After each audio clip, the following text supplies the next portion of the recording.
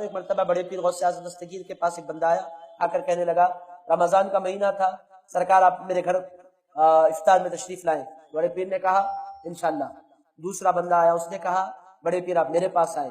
غوث پاک نے فرمایا اچھی بات ہے تمہارے پاس آؤں گا۔ تیسرے نے کہا افطار آپ میرے پاس، غوث پاک آپ میرے گھر آئیں گے۔ غوث پاک نے کہا اچھی بات ہے۔ اس طرح غوث پاک ہر ایک کو اچھا اچھا اچھا کہتے رہے۔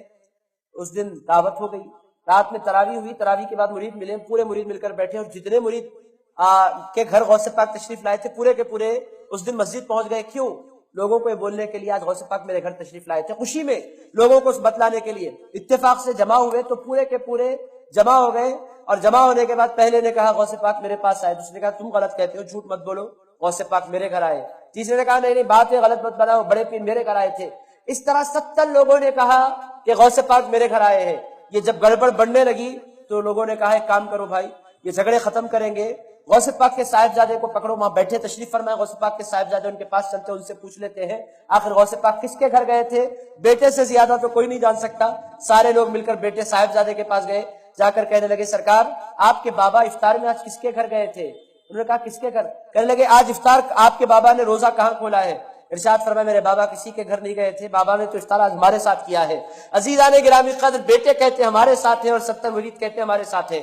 یہ کیسے ہو سکتا ہے؟ اسی کو کرامت کہا جاتا ہے۔ بڑے پیر وقت واحد میں 70 الگ الگ مقامات پر تشریف لے جا سکتے ہیں۔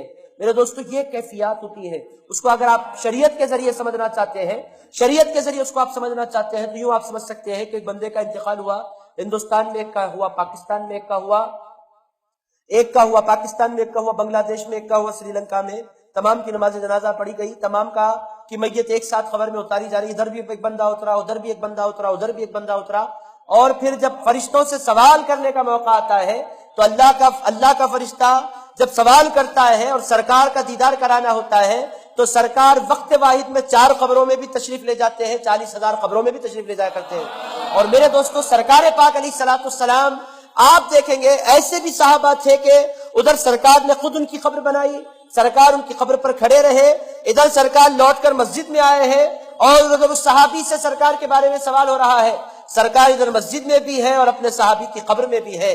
پتہ کیا چل رہا ہے؟ یہ اللہ والوں کی کیفیات ہوتی ہیں، اور اس کو اور آسان سمجھنا چاہتے ہیں آپ، اور آسان اگر سمجھنا چاہتے ہیں تو ملک الموت کو آپ دیکھیے۔ ملک الموت انگلینڈ میں بھی روح کھینچتے ہیں، ہندوستان میں بھی روح کھینچتے ہیں، امریکہ میں اللہ کو یہ نہیں بولتے اللہ ایٹ اے ٹائم، ایسے کیسے ہو سکتا ہے؟ How is it possible? اے اللہ میں ایک جاؤں تو جاؤں کہاں؟ میرے دوستو اللہ جن کو اپنا بناتا ہے نا انہیں بے پناہ طاقتیں بھی عطا فرما دیا کرتا ہے۔